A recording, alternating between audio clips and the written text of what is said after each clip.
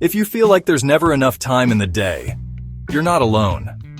I used to feel constantly behind, juggling to-do lists and wondering where my hours went. But over the past 10 years, I've tested dozens of time management strategies, and 10 of them changed everything for me. These aren't vague theories. They're practical tips I use every day to get things done and still have time for life. Let's dive in. The phrase that shifted everything for me? At any given moment, you're doing exactly what you most want to be doing. At first, it felt a little brutal, but then I realized it's empowering. Even if you have obligations or a boss or kids, you're still choosing how you respond and where your time goes. I don't have time really means I'm not prioritizing that right now. Once I stopped outsourcing responsibility for my schedule, I gained full control over it. This comes from Derek Sivers' book, Hell Yeah or No. If an opportunity doesn't make you say hell yes, then it's a no. In the early stages of your career, say yes to lots of things. But once your plate fills up, that filter becomes essential. If something feels like a maybe, it's probably a no. This has saved me from overcommitting more times than I can count. From the book Make Time, one of my all-time faves. Each morning, pick one thing, just one, that you'll be proud to have completed by the end of the day. Call it your highlight. It could be work-related, personal, urgent, or fun. Just choose. On the days I do this, I feel fulfilled. On the days I don't, I feel like I drift. Focus creates meaning. There are a million productivity apps out there, and I've tried most of them. But nothing beats writing things down with a pen. I use a simple card system called Analog by Ugmonk. Every day, I write my highlight at the top, then a few other key tasks.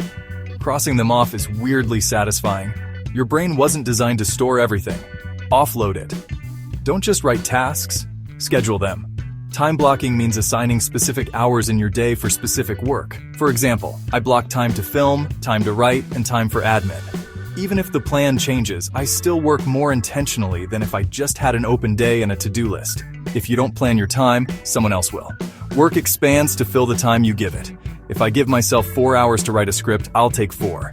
If I give myself 1 hour, I usually finish it in 1. That's Parkinson's law. Set tighter deadlines. You'll be surprised how productive you can be. Your best energy usually shows up early in the day. That's why I keep my mornings meeting-free. They're sacred time for deep work. No calls, no emails, just focused creative time. You don't have to be a morning person to do this. Just figure out when your energy is highest and guard that time like gold. I used to think delegating was only for rich people or CEOs, but then I realized, if I value my time at $50/hour and I'm doing a task someone else can do for $15/hour, I'm losing money. Start small. Outsource simple tasks like editing, transcribing, or admin. It's an investment in your time and energy. Scheduling calls and meetings used to drain hours from my week. Now I use Calendly. I send someone a link and they pick a time that works. No more back and forth emails. It might feel weird at first, but trust me, people appreciate it. And your calendar will thank you. This one's more mindset than method. Productivity can turn toxic when it's all about doing more. So here's a shift. Instead of asking, did I do enough today? Ask, what did I do today that I'm proud of? Satisfaction is a choice. Make it.